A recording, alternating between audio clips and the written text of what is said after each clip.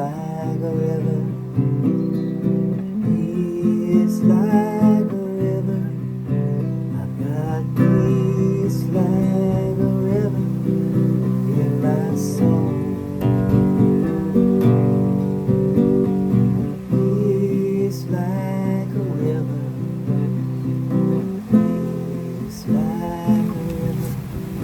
I've got peace like a river in my soul. Peace to my mind. Let all my thoughts be still.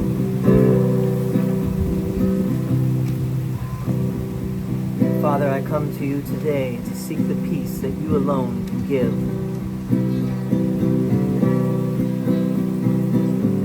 I come in silence, in the quiet of my heart, the deep recesses of my mind.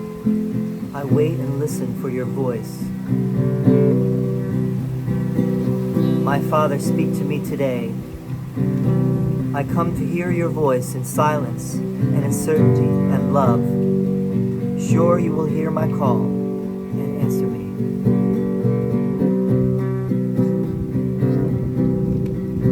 I've got peace like a river. Peace like a river. I've got peace like a river in my soul. I've got peace like a river. Peace like a river. I've got peace like a river in my soul. Now do we wait in quiet. God is here because we wait together. I am sure that he will speak to you and you will hear. Accept my confidence, for it is yours. Our minds are joined. We wait with one intent, to hear our Father's answer to our call, to let our thoughts be still and find his peace, to hear him speak to us of what we are, and to reveal himself unto his Son. I've got peace like a river. Peace like a river. Got peace like a river in my soul. Peace like a river. Peace like a river. I've got peace like a river in my soul. Peace to my mind. Let all my thoughts be still.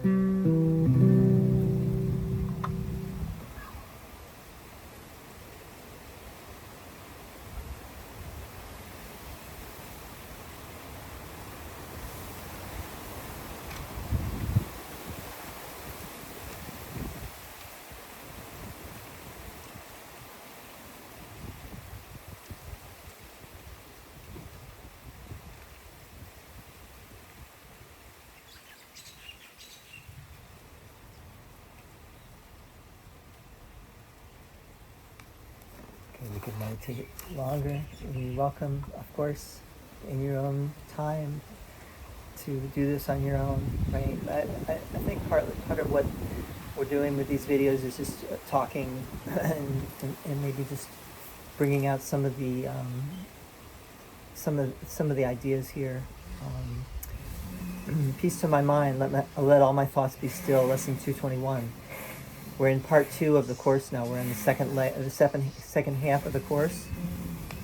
Father, I come to you today. I think it's gonna be noisy here in a moment.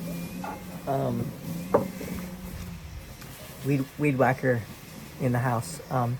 Father, I come to you today to seek the peace that you alone can give. I come in silence. In the quiet of my heart, the deep recesses of my mind, I wait and listen for your voice. My Father, speak to me today. I come to hear your voice in silence and in certainty and love. Sure, you will hear my call and answer me. This is a meditation. This is an invitation to meditation, to having a holy instant, to going into a space where you go beyond your ego mind. Now do we wait in quiet? That was like a prayer that was all in italics. Now do we wait in quiet? God is here because we wait together. I am sure that he will speak to you and you will hear. This is Jesus speaking, but also it's like the Holy Spirit, but Jesus as well. Accept my confidence, for it is yours. Our minds are joined. We wait with one intent, to hear our Father's answer to our call, to let our thoughts be still and find his peace. To hear him speak to us of what we are, and to reveal himself unto his Son. Jesus is not putting himself above us. We're really one with him. We share the same mind. We have the same intention. We're all in the same sonship. We're all the one Son. Jesus is not any better, any different. He only went all the way with this process, whereas we're still on our way. And he's offering his hand to guide us, to show us the way. I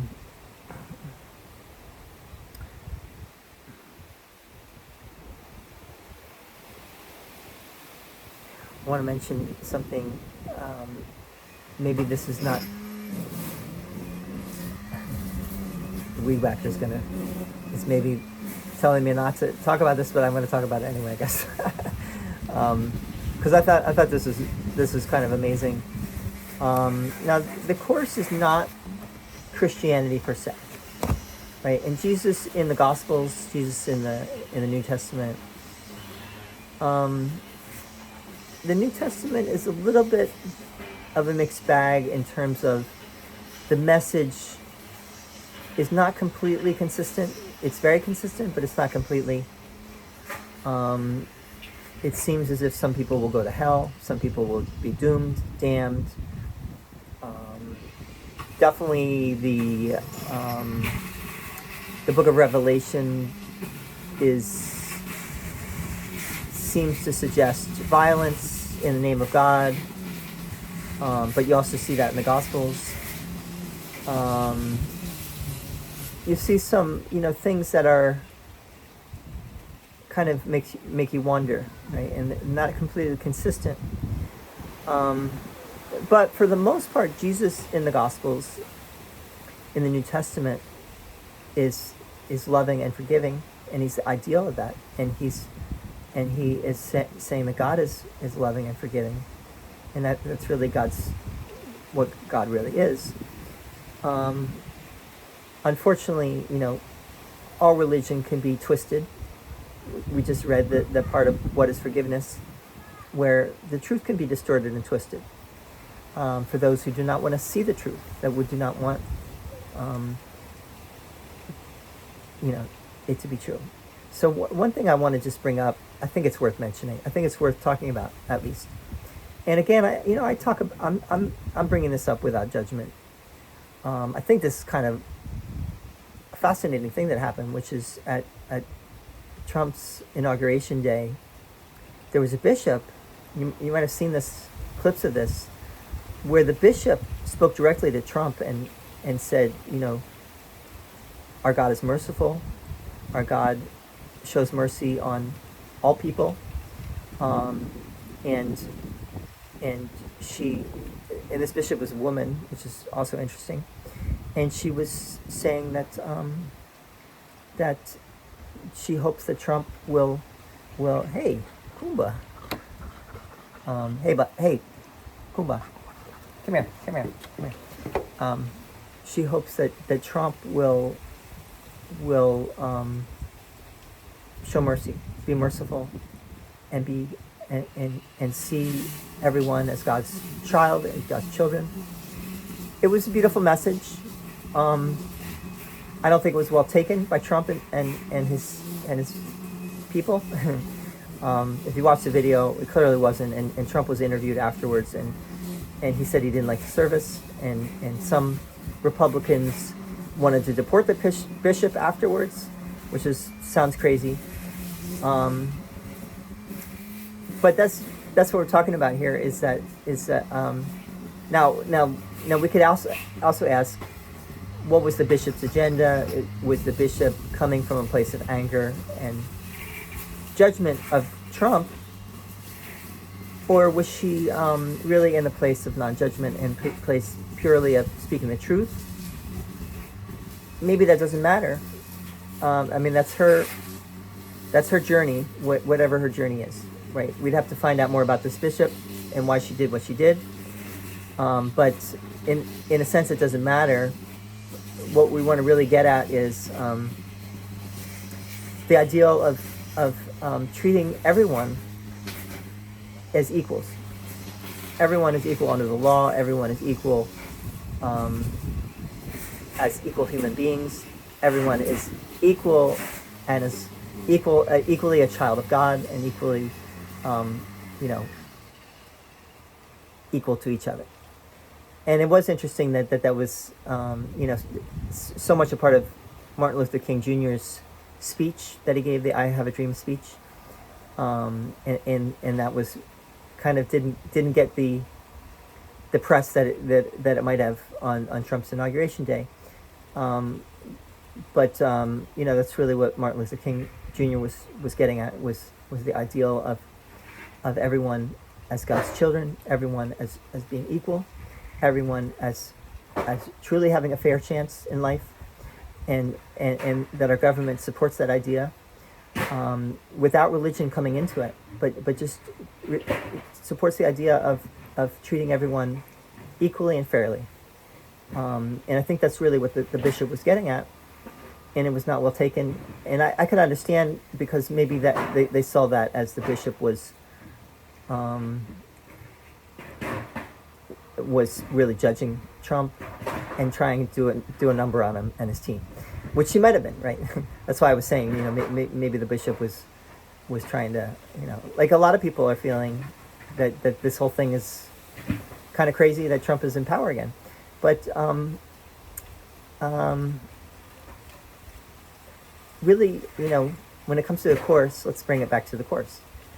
The course does not matter whatever's going on outside of yourself. It's all what is inside of yourself, and how you are seeing everything. If you're seeing everything with the eyes of love and forgiveness, seeing your brother as yourself, you can't go wrong, and you won't go wrong. You will keep going. You're getting closer and closer to the peace of God, to the joy of God, to the love of God, and that's really all that matters. All this other stuff, even though I brought it up, I thought it was worth bringing up, because the reality is that I think what the bishop did was very heroic, actually, and showed a lot of courage on her part, because I think she understood that there could be consequences for what she did, and I think that's really where the course is taking us as well, is beyond fear, beyond all fear, and being able to think the truth and speak the truth and act the truth in all ways. And so even without understanding her, without knowing her true motivations for what she did, I would, on the surface, I would commend her for what she did, because I think she was getting at something that many people also feel and would like to say if they had the possibility of saying it. She did have the platform to say it. I think Trump and his team wish that she did not have that platform, but she did. I mean, after the fact. And anyway, the weed whacker is very loud. So thank you for listening. If you did, I'd love to hear your comments and your thoughts. And yeah, see you on the brother side very soon once again. All right. I hope.